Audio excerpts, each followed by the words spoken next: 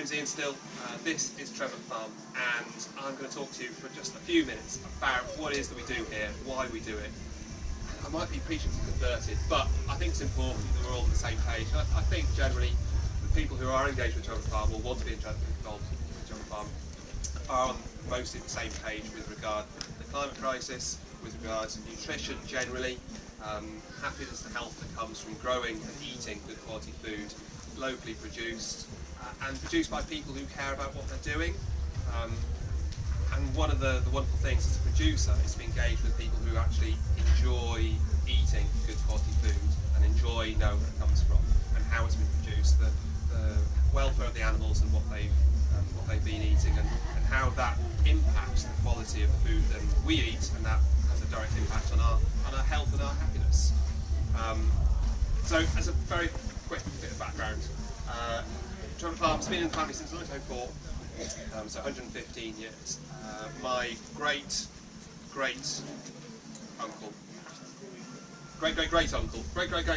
moved here. Johnny Jones, he moved from Lambergrinion. The legend goes that he came for the Osprey show. First weekend in August. It was going on, started in the 18th century, or maybe in the 19th century, but he came in 1904, and he met a girl, and he never went home. So he ended up just staying in Treflach. To start off with, he had a little blacksmithery just down the road, on Stony Road. He had a place there, and then he took over the lease of this farm, or the tenancy rather, because at that time, it was part of a larger estate called the Dunbellies estate. And he started off, and the building which is now our garage, just over there, was his blacksmithery. And we've still got his forge, we've still got his anvil and tools. We've actually even still got his book where he recorded who owed him what and how much it cost to get your horse reshod, things like that. So it's wonderful to have that sense of continuity. So he passed it on to his sons. He had two sons and a daughter. The daughter went off to Liverpool as a scullery maid. And the two sons farmed both this farm and the one next door, which they took over as well at some stage, Treflach Hall. So Uncle Bob and Elliot, my great uncle, they had sheep, had chickens, had pigs, had a few cows, so a really mixed, diverse farm. But they ranched it. When my dad moved here and took over in the 70s, there were no hedges or fences at all, and there were just thickets everywhere. Woodland, and as happened in the post-war period when there was a push for food production, he cleared the thickets, he drained the land, he made the fields larger to get economies of scale, and he increased the milking herd. Now, we are not necessarily in a landscape which favours milking cattle or large numbers of milking cattle, because even with the fields opened up, they're still less than 10 acres, which, you know, for modern tractors these days, you can't even get it into gear before you'd have to turn around and start again. For smaller tractors it was more suitable, but even so, he was being pushed, he was on treadmill, and there was a push for food production, but he got to a point in the late 90s where the cost of production was higher than the price he was getting from the dairy. So we were being continually squeezed. My entire life of growing up here, I remember it just being difficult. It was a struggle. Everything was a struggle. We were just on the wrong side of the production methodologies. Everything was going more and more red diesel, more and more larger vehicles, fewer and fewer people, more economies of scale, investment in infrastructure on borrowed money. And then effectively you're just slaves. You're just working to pay the bank back for the investment on the equipment that you needed to keep up with because the costs kept going up, the inputs kept going up. So the taxes go up, the bills go up, the cost of the diesel, the cost of the inputs, the fertiliser, the sprays, the feed bill for the cattle, the corn costs, it's just the grass seed costs. Everything would go up, but the price of the milk or the price of the livestock, we take the livestock market, stayed the same. So at the end of his career, he was getting £800 for a beef animal, because he kept a few beef cattle from the offspring from the milking cows. He was getting £800, which was the same amount of money he got at the beginning of his career, in the early 70s. So that doesn't stack up. How can you raise a family? How can you invest in the future if you're getting the same price that over 30 years' time? You know, prices go up. So the only way that farmers or producers in general, it appears, can make a living in that situation when input costs keep going up but output costs don't, the sale price doesn't go up, is by economies of scale, just producing more. And necessarily, it appears that when those economies of scale go up and the number of people go down, the reliance on technology increases, then the care for the individual, either the individual animal or the individual pint of milk or the individual cauliflower that you're growing goes down, because it's just a commodity. It loses being food and becomes a commodity. And that is just wrong, because it's not a commodity to be bought and sold in the open market for middlemen to take lots of cuts and death by 1,000 cuts. It's food that we're putting inside ourselves. And I think a lot of us here today are here because we realise that what we put inside ourselves actually has a big impact on our health and well-being. And there's a lot of people out there who haven't quite figured that out yet, but you know, part of why we're having Fandango Farm and part of why I like to talk to people is because I want people to get it. I found that wearing the same pair of trousers for the last 9 years, that actually I'm much happier now that I'm living this lifestyle than when I was living in the city and actually earning decent money, because I wasn't eating well and I wasn't happy, and I didn't know why I wasn't happy. But moving back to the countryside and being able to engage with wonderful people such as yourselves and eating the tasty food that we're able to grow and rear on the farm has made a real difference to my physical well-being, but also my mental health as well, because I did struggle with my mental health while living in the city. Fresh air does us all power good. So what do we do here on Treflach Farm? So Treflach Farm is it's a relatively small farm. It's 100 acres, which in the old days was enough for a family to live on. These days it's seen as a very small enterprise and probably not sustainable as a family farm, especially not one up in the uplands. We're about 600 feet here. We don't have a huge amount of topsoil. Where the topsoil is, it's mostly clay, heavy going. We do have one field, the Kynance, which means a valley field in Welsh, which is a bit more free draining. So Dad had a career, he loved milking cows, and that's what he wanted to do, and that's what he did. But when I moved back, I knew I had to do something different. It just wasn't going to work. The infrastructure was older at that point. I needed renewing, and the cost of it was just going to be exorbitant, which just wasn't an option. So I had to do something different. So we started off with pigs, partly and mostly because Dad went out and bought some pigs for me without telling me. He had a habit of that, just doing stuff and then landing me the workload. But in hindsight, I love pigs, so that's a good thing. But his thinking was, well, they're a relatively quick turnaround, and we needed to bring some income in, because I moved back to the farm without really knowing what I was doing. Funnily enough, I spent the first about 12 months of painting gates, watching the landscape, thinking about what I wanted to do and what I wanted to get out of the farm, because I hadn't really got a solid idea of what I wanted to achieve, apart from live a good life. And I actually met this gentleman over here, Steve Jones, and subsequently learned all about permaculture. And one of the first tenets of permaculture is, don't do anything for 12 months, just stand around and watch the land first, because there's no point in spending lots of time and energy on something that is inappropriate. He learned that from you, obviously. Happenstance, it was synchronicity, it was perfect. Really good time. And I also discovered that after speaking with Steve and learning a bit more about permaculture, that a lot of the things I'd learned as a child growing up, from my dad just sitting around the dinner table or listening to him and his friends natter over a cup of coffee mid-morning, a lot of the wisdom they had actually has been put to one side because of agri-industrial food production. But actually now it's coming back in when you think about small-scale food producers, and the way to keep costs down is to reduce the inputs and make the most of what nature can do for you rather than trying to fight against it. One of the things that, one of the reasons why farmers spend so much time and effort on spending money on fertilisers, on pesticides, herbicides, and big tractors, is because they're trying to force nature into a direction that it doesn't necessarily want to go down. I think what you can do, as a farmer, a way forward could be, and I don't like to be prescriptive and tell this is the way that farming should be done, but one way that you can do it is to actually work with the land and try to understand what it wants to achieve and then make it work for you. And again, keep doing things like simple things like keep water high in the landscape, building soil, using any inputs from one system using outputs from one system, as an input to another. So not reducing waste at every opportunity keeps the cost right down.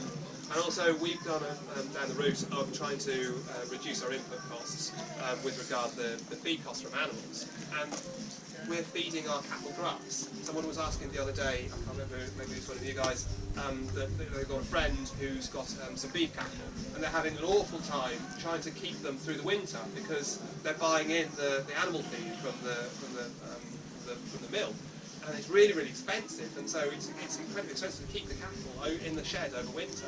Do I have any words of advice? And it's just like, well, feed them grass, because that's what they're built for, right? So they're ruminants, they're designed to eat grass. We're feeding them ever more grains as a society. We're feeding ruminants grains, sheep and cattle, because they grow fast, right? And the industry wants that quick turnaround. They want the cattle. So they want the animals within 14, 16 months, whereas if they're fed on grass, they take 2 years plus. So I can understand why they wanted them to be quick, but one of the things they won't tell you is because they're being fed grains, it's damaging their liver. And their liver can't process grains because they're just not designed for it. And so the proteins that the grains that the liver can't process is being taken up by the meat and actually poisoning the beef animals slowly over time. And if they let those animals grow to plus 2 years, they'd actually have huge health problems. But they kill them early because they've been grown to a size and a spec that works for the industry.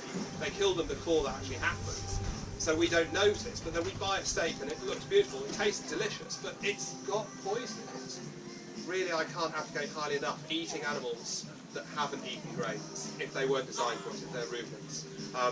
And it helps them being able to have those conversations, awkward conversations with vegans as well, because vegans will say, well, why are we spending so much time and energy growing grains to feed to animals than we eat animals? Why don't we just use that land for growing the grains either for ourselves or growing vegetables? So I completely understand that, and to a certain degree I absolutely agree. We shouldn't be feeding animals grains, we should be growing other things for them, and things they're designed to eat, and using that grain for ourselves. But I don't agree with the idea of not eating animals at all. I think there's a time and a place for animals, and they have a healthy, beneficial impact on the landscape. The way that the ground, we're all reliant on the top few inches of soil in the world. Without that soil, we don't have anything. We don't have the microbes, we don't have the plants, and the creative oxygen that we breathe. Without animals, we don't have that soil, because it's the animals that browse and eat the grass that put their manure back into the ground. They trample the biomass back into the ground, and they build the soil for us. And yes, they can be destructive if they're left on one patch too long. They can destroy the soil structure. But if they're kept moving on a frequent basis, then they can eat off the overgrowth and trample down what they don't eat, and they move on. And that builds soil and gives the ground time to recover and grow on again. And captures carbon. And captures carbon, because one of the reasons that the industrial agriculture, they say, is carbon positive is because of the methane emissions, which are much more highly dangerous to the atmosphere than carbon dioxide.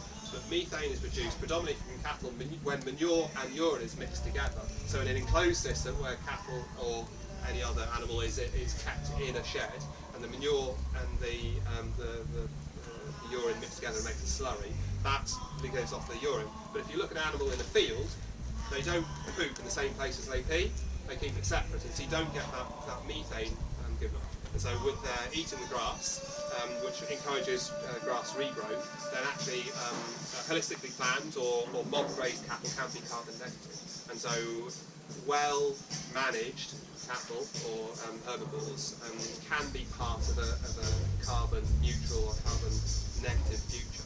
And we get the bonus of being able to look after animals that are being managed in a system which suits their personalities, because they love moving on a regular basis, because animals are very, well, my animals at the very least, but all animals I've come across so far, they are very much like autistic children. They love routine, they don't like surprises, they don't like loud noises.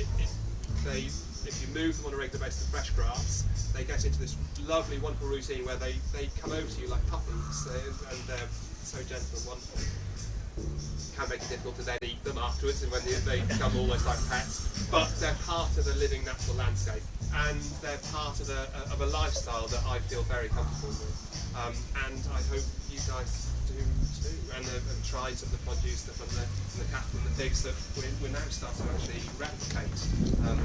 The hand grazing techniques for the use of cattle, for the pigs. We've got a little paddock outside in the field there now, where we're moving the pigs on a weekly basis to a new fresh piece of ground, and they're eating all the grass, because pigs do like grass, and they also start turning over the ground, and that field next spring we'll be able to plant up with barley, and we won't have to plough. So again, another problem with industrialised farming is the plough. It goes really deep to bring the nutrients up. The problem is it exposes the soil to the atmosphere and releases lots of carbon, and also breaks down the soil structure.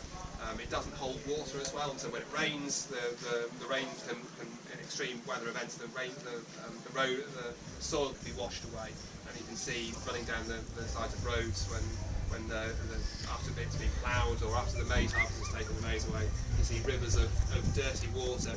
If you have a look at some satellite photos of the UK, you can see that many of our large rivers are washing huge amounts of topsoil out into the sea. So the Wash and the Severn and the Thames estuary are brown, whereas they should be running clear. And that soil is not easily replenished, especially when it's when the majority of agriculture in this country at the moment has problems, not necessarily as sustainable as it possibly could be. Okay, so I've rambled loads. There was a lot of topics in a very short space of time. Has anyone got any questions? When you say grass, do you really mean herbage? Do you mean sort of... Yeah, so what we have on this farm is herbal lanes. Different grasses have different root systems go to different depths, and they're able to access nutrients from different levels in the soil, and that is a wonderful nutritional benefit to the animals that eat those different grasses. And they really enjoy it as well, because it all tastes different. They all have different medicinal purposes, and so the animals are actually self-medicating. Some grasses and reeds and rushes are anthelmics, and they clear gut worms, so we don't have to spend money on dosing with chemicals. Some of them are anti-inflammatory, so if they've got any joint problems, the cows will go for holly. Some of them, they all do different things. Some of them are higher in iron, some are very protein rich. There's lots of different benefits from planting lots of different things. We've noticed. Well, we've got into our face. They love just the tips though, just the tops, the fresh. So in the field, in the camping field just down here, we've started a silver pasture project, which is basically trees in a grazed landscape. So we'll exclude the stock for 5 years and let the trees grow up a little bit stronger. Then we'll protect them with electric fences, and then strip graze the cattle in the field. And the cows benefit from being able to browse the trees and getting those health benefits and gut benefits from different trees. But then the trees also benefit from being browsed, but then interacting with each other, because we've planted 25 different varieties of trees in the field. And the soil structure is improved, and the drainage is improved, and the people are happy because it looks beautiful. And we get a working product out of it as well, because we're able to cut down the trees and use it for firewood. What's not to like? And are you surveying your flora and fauna to see how it's responding to We are. So when I very first moved back, I did a survey, a baseline survey, just to see what was here before we did anything. And we've been doing lots of surveys, specifically for the wetland fields. We've been doing a wetland regeneration project since I started back here 30 years ago. And so we've been doing a survey every 3 years on that space. But then we also do bioblitzes, and so which is taking a lot of things. And so we're looking at moths, varieties of moths and butterflies, hedgerow varieties, grass varieties, reeds and rushes, birds, amphibians, whatever we can count. Have you noticed a change since 2006? Yeah, I really have, and we've got some photos as well. At some stage I'll work out how to share it, and all the information we've got in the background. It's dramatic, it's dramatic. The farm is a lot more untidy now. That is the one thing that stressed me out a little bit, because before the fields were all perfect, the hedges were all neatly clipped, everything was in its place. The farmyard was a mess because there was scrap everywhere and blah blah, but the fields were absolutely immaculate. But there were green deserts, there just wasn't the diversity. Now, the farm is an absolute riot of diversity. It's fantastic, with bees and birds and yeah, it's just incredible. The water's cleaner, so much more diversity, it's fantastic. But it stressed me out a little bit because it looked really untidy. You did something, you said that in that very, not like this summer, but the summer before, it was very dry, and you said that you were still alright, you were still... Yeah, so last summer... A lot of farmers had problems. They did, yeah, the yield was down, but you were alright. absolutely no problems at all. Yeah, no, I didn't notice it. I mean, it was beautiful in the sunshine, but the grass was growing, the animals were happy. No, it was great. Yeah, I just wondered how many animals do you have here? So at the moment we've got 13 cows and there's 10 calves and a bull down in that field. We've got 6 yearlings, so calves from last year that will eventually be beef in the back here. So the goal, we're 100 acres, we've got 70 acres of grass, and so ideally we want 70 acres of fields rather, sorry, because you take out the woodlands and the pool. We've got about 50 acres of grass because we've got 20 odd acres of arable potential, which will be growing peas and barley for pigs or a high protein grass mix, so we have to keep those in rotation. So we've got about 35 to 50 acres of nutritious grass that we can keep about 35 to 50 cattle on, so livestock units, and so either a cow and calf or a growing beef animal. And so ideally I'm aiming to have a herd of about 50. Currently in total we've got 34 cattle here at the moment. And then we've got half a dozen pigs outside. We took off 7 for the hog roast and pork chop. And we got the sows up in the shed. We're very, very, very lowly stocked at the moment. I mean, I don't have enough animals even for the way that I'm doing. I can probably double the number of cattle and quadruple or more the number of pigs without having any adverse impact on the ground. Actually, I can build soil because I'm moving on a regular basis. They don't damage the ground. But it's a case of growing slowly because currently it's only me and Steph actually working on the farm and some volunteers. And so it's work in progress. On a commercial intensive farm, I mean, you get a chicken shed with 10,000 birds in it. You go to a dairy with there's a dairy down the road in Treflach, they've got 400 cows and they're in all year round. You go to a pig unit and you'll have 3,000 or 4,000 pigs in a piggery, or 200 or 300 sows in a shed.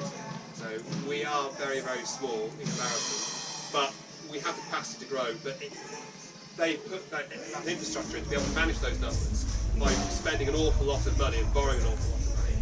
I haven't got that route, and so sometimes I have that thought process where we're just playing on the edges because we're not producing a huge amount of food. But that's partly because it's a slow building process to work out what works. But we can do a lot more, and we will do a lot more. But also there needs to be so many more people like us doing the same sort of thing. So it's not about having Mr. Jones having 400 dairy cattle.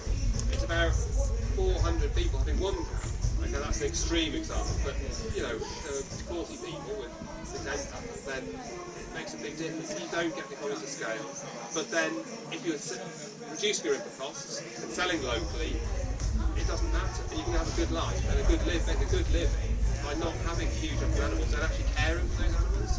My cousin next door, he's got 100 milking cows, and he loves his cattle, and he does buy inputs. He's not organic by any stretch. He buys fertiliser and sprays, but he's aware of the differences, the different ways of method production.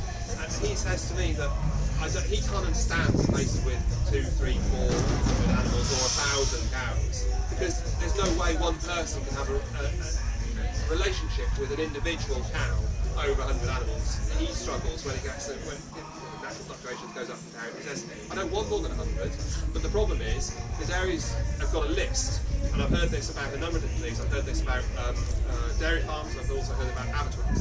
There are lists, and it's listed by scale. And basically they're scrubbing off the smaller ones. The dairy don't want the small milk producers. The government don't want small abattoirs. They just want large, because it's cheaper, because they've got to pay for a vet, they've got to pay for someone from the meat hygiene service. Why have lots of little abattoirs? It's just inefficient. The problem is it impacts adversely on small farmers and on animal welfare. That's the reason. But when it all comes down to money, Where's your nearest abattoir? so our nearest abattoir is DJ Thomas in Gross. That's 14 miles. Small family abattoir, fifth generation butchers. We're very, very lucky to have them on our doorstep. But James is telling me he's seen the list, and he's the one in Denby is closed, and he's next on the list. And so they're doing. Will the government force them to close? They'll do everything they possibly can. He says we're off the fight, but we'll see how it goes.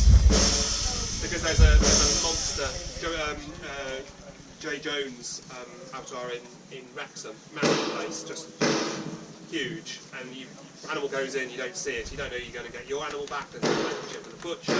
It's just a business, it's just the face of the organisation. Who wants that? It's cheap. And so they're on their doorstep. We need to inform our politicians because they're the ones who are making all the civil service. How do we do it? I don't know, I really don't. I'd support your local abattoir, support your local butcher, support your local farmer, eat local. That's the way forward. Yeah. And you don't use chemicals on the farm, do you? No chemicals at all. No, but you don't register with the Soil Association either. No, we don't have any customers who demand this. And we do quite well currently, and it's an extra cost at the moment. Yeah. There might be in the future a reason to do it, but not yet. Yeah. Do you think that other people can be inspired by you, or do you think it's still a very hard way to make a living? Definitely, it's tricky because we've had to diversify so dramatically to be able to make it, get the income to make it all stack up. And so we've got the farm, but yeah, we've also got the food business making the pies, pastas, rolls and quiches. We do outside catering. I run a small distribution business doing chilled distribution for other small food producers. We do outdoor education projects for kids with learning difficulties and behavioural issues. We do events like this. Anything we can do to keep it going, to spread the word and get people engaged about where food comes from. It's not just a case of farmers in the old days, they just want to produce and then someone else would do the marketing. But when I've got to do the sales, the marketing, the everything, the fixing the architrave and the toilet shower block at 2 o'clock in the morning. It's just this is endless. So it's draining, but it's a huge amount of fun as well. Very, very, so much fun. So invite all farmers who like a sense of fun to follow you. No, nothing is in isolation. Everything is connected, and so you really do have to look wide in your own little place. But also, it's agriculture again. You're looking at zone 0 first. You get it right in here, and then you look at your immediate surroundings and eat right and live right, and then push it out and hopefully be successful and encourage others to take the same perspective as well. I was just going to ask, you said about you didn't have any issues with water shortage and stuff last summer. I take it that's because you've got there's more water held in your farm and stuff because you're not breaking Healthy soil. Yeah. Just wondering if you noticed any changes in the water course or anything locally as a result of the work that you've done and the changes in your soil and everything. Yeah, so we did a project last year centred on the water course, and we put in some leaky dams to try and slow the flow down to reduce any runoff and soil escaping. We also have got put in a couple of reed beds to try and increase the water quality and cleanliness. Mostly what we've seen is an increase in invertebrate life and plants, reeds, rushes, grasses around the water course of the farm. It's just everything's getting better. So it's a no-brainer. Why would you do anything else? Why would you farm any other way? It's unfortunately, for a long period of time post-war, the economic incentive was for quantity over quality, and when the incentive from single farm payment or the European money on agricultural policy, as interpreted by the UK government, nothing to do with Europe, I might add, it's not their fault. They don't dictate how the UK plan their proportion of the farmer support. When it went to, I think, based on land area rather, but there was a precondition of that land being used for agricultural purposes. Then ditches were filled in, wetlands were drained, woodlands were cut down to make agricultural land, and so that biodiversity just went downhill. And you could blame the farmers because they did the work, but also it was the structure, it was the context that they were working within, the parameters they were working with. And so we need to change that context. And then, you can see the benefits. Water quality goes up, and so there's less cost to the water companies, and so bills will go down. If food was better quality and more nutritionally dense, the NHS would have less problems with malnutrition and poor teeth health and all of that. There's the external cost to society of water remediation, air quality remediation, and poor health from food is just huge. And so cheap food isn't cheap. Cheap food is actually, okay, it's cheap at the supermarket counter, but then when you take into consideration general taxation, it's really, really expensive. And it doesn't make any sense because we're just killing ourselves and we're killing the planet too. Very good. Right, that's it. I'm done. Yeah.